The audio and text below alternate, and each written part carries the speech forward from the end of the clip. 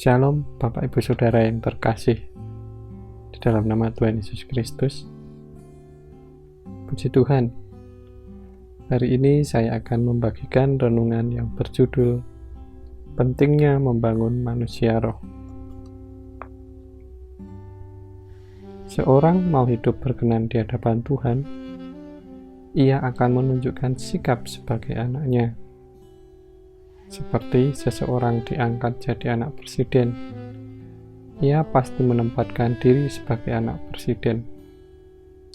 Demikian juga kita sebagai anak, pelayan, atau hamba Tuhan, seharusnya menempatkan diri hidup untuk melayani kehendak-Nya, bukan minta Tuhan melayani keinginan hati orang percaya atau anak, pelayan, maupun hamba. Kehidupan sebagai orang percaya beda dengan dunia. Kalau punya jabatan atau posisi, diminta, dihargai, dan dihormati. Ingat Lukas 17 ayat 10. Bagaimana caranya bisa menjadi anak, pelayan, maupun hambanya kalau ia membangun manusia rohnya? Tentunya setelah membangun manusia rohnya, maka pelayanan atau jabatan sebagai hambanya dilakukan dengan sukacita dan tulus hati. Inilah prinsip benar yang membuat Tuhan berkenan atas hidupnya. Anak, pelayan atau hamba Tuhan bukan sebatas status atau jabatan saja, tetapi ada tandanya. Sebagai anak Tuhan seharusnya kelihatan sifat dan karakter Bapaknya. Demikian juga sebagai pelayan dan hamba Tuhan, seharusnya bisa menunjukkan sikap sebagai pelayan Tuhan, sehingga orang bisa melihat kualitas karakternya. Barulah ia akan menerima upah sebagai anak, pelayan, dan seorang hamba Tuhan yang taat dan setia dalam hidupnya.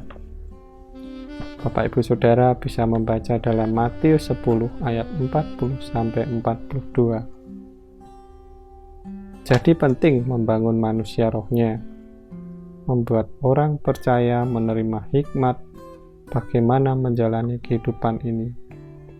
Sebaliknya mengabaikan manusia rohani sangat berbahaya. Membangun manusia rohaninya membuka peluang bagi masa depan hidupnya, mengalami semua yang baik dan mulia yang Tuhan siapkan bagi yang hidup berkenan di hadapannya. Bahaya maupun peluang sebagai orang percaya dimulai dengan membangun manusia roh atau tidak. Membangun manusia roh jadi peka dan berhikmat. Oleh sebab itu, prioritas selama hidup dalam dunia ini harus membangun manusia roh terlebih dahulu dari segala prioritas lainnya. Mazmur 51 ayat 8. Sesungguhnya, Engkau berkenan akan kebenaran dalam batin, dan dengan diam-diam Engkau memberitahukan hikmat kepadaku. Belajar dari tokoh Alkitab pentingnya membangun manusia roh. Yang pertama, Ayub. Ayub 2 ayat 9 sampai dengan 10. Lewat ayat ini kita melihat contoh pentingnya membangun manusia roh, menghasilkan sikap hidup sebagai orang percaya yang berbeda karakternya dengan yang belum membangun. Contohnya, Ayub membangun karakter dengan baik. Buah hidupnya bisa dilihat orang lain. Ayub 1 ayat 1.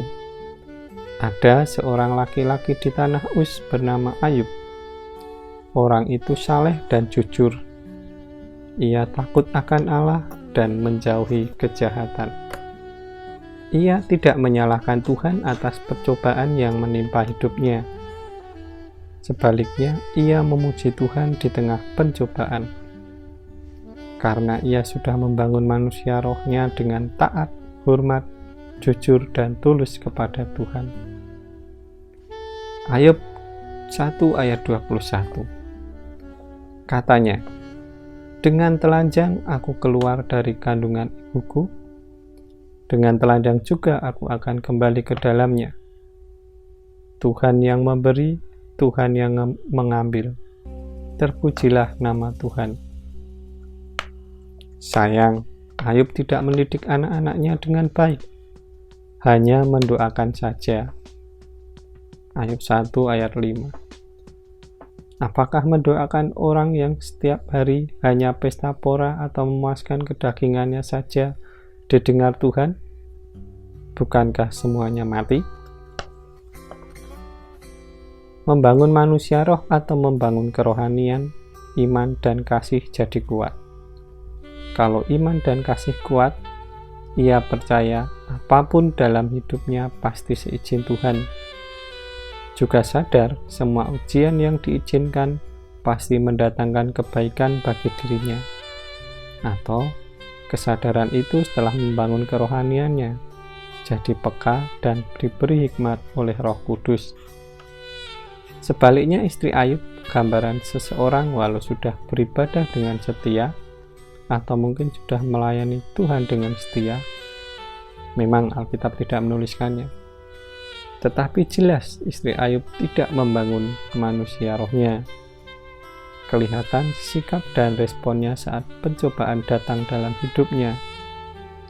Semua itu karena ia tidak memiliki karakter yang baik. Maka muncullah sifat aslinya, marah dan menghujat Tuhan. Kesudahan orang seperti ini pasti dimusnahkan Tuhan. Contoh yang kedua ialah Daud. Mazmur 51 ayat 1-8.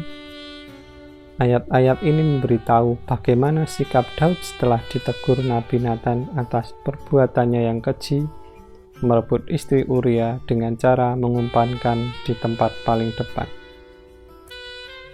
Daud sadar karena rohnya diterangi kebenaran. Jadi berbeda sikapnya setelah ditegur Nabi Nathan, karena rohnya diterangi oleh Tuhan. Baca ayat 12 dan 14. Daud punya kepekaan atas dosanya karena membangun manusia rohnya. Saat dikejar-kejar Saul, Daud tumbuh karakternya. Bisa dilihat dengan tidak menyalahkan Tuhan yang sudah mengurapinya menggantikan posisi Saul sebagai Raja Israel. Daud merendahkan diri dan berkata, "Pujilah aku Tuhan." Mazmur 26 ayat 1 sampai dengan yang kedua. Saat rindu minum air dalam sumur dekat kota, Daud sadar bahwa dengan minum air itu mengorbankan nyawa 3 pahlawannya. Daud sadar dan tidak jadi minum, melainkan dijadikan korban curahan bagi Tuhan. 2 Samuel 23 ayat 16 sampai dengan yang ke-17. Beda dengan Raja Ahab yang tidak membangun manusia rohnya. Saat ditegur Nabi Mika, ia marah dan menghukum dengan memerintahkan menangkap dan memenjarakan Nabi Mika. 1 Raja-Raja 22 ayat 25 sampai dengan yang ke-27. Melihat pengalaman tokoh Alkitab, kita tahu pentingnya membangun manusia lebih dulu, manusia roh lebih dulu, yang membuat kita peka akan dosa dan teguran Tuhan. Seperti Daud mendengar teguran Nabi Nathan. Langsung sadar dan berbalik dari jalan yang salah, dengan merendahkan hati, menyesali sungguh-sungguh akan dosanya. Beda dengan Ahab saat ditegur, malah benci dan menghukum orang yang menegurnya. Dan banyak lagi contoh dalam Alkitab tentang pentingnya membangun manusia roh yang berdampak kepada pemulihan kehidupan.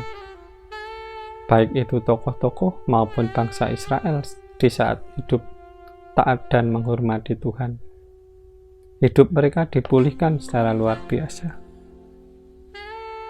Oleh sebab itu, marilah kita mengambil tekad membangun manusia roh lebih dulu. Internal bisa merasakan sendiri. yang berdampak pada perubahan karakter buah-buah di dalam hidupnya. Eksternal bisa dilihat oleh orang lain, sehingga mengalami pemulihan seperti yang Tuhan janjikan. Mari sujud di altarnya dan menaikkan pujian, "Pujilah aku Tuhan." Sebelum doa syafaat yang sudah menjadi gaya hidup, kita cari wajahnya lebih dulu dengan bermazmur. Saya percaya ini bagian membangun manusia roh. Tuhan pasti menolong sehingga hidup kita jadi